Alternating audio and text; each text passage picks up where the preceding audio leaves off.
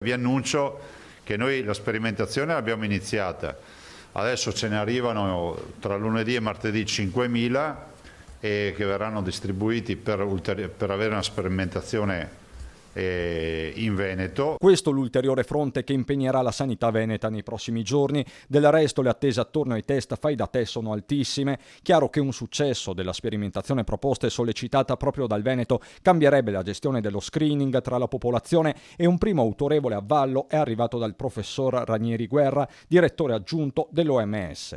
Quando lo dicevamo noi eravamo degli sprovveduti, adesso finalmente lo dice l'OMS, chissà che qualcuno ci prenda sul serio. In attesa degli esiti restano i tamponi molecolari e i test rapidi, con un potenziamento dei punti Covid e dei drive-in. Vogliamo ancora rafforzare e ampliare l'orario, cioè avere in ogni ULSS almeno un punto che fa H24, in più avere gli altri dove tutti presenti con la prescrizione medica. Sapete che non si va a fare il tampone perché passo davanti e mi faccio un tampone, ma ci deve essere la prescrizione. Lo fai con dalle 7 alle 19. E questo nel giorno in cui la macchina sanitaria veneta ha effettuato più di 50.000 tamponi, un record che forse ha consentito al Veneto di rimanere in fascia gialla, contrariamente a Friuli ed Emilia Romagna. Più che un successo per Zaia, uno scampato pericolo che deve responsabilizzare anche nei confronti del rispetto della nuova ordinanza contro gli assembramenti. Invito di capire che non abbiamo vinto nulla, non siamo i primi della classe, non è un gioco a premi. Non abbassate la guardia, fate sto sacrificio, chiedo ai tanti giovani. Sacrifici che riguardano soprattutto alcune categorie economiche,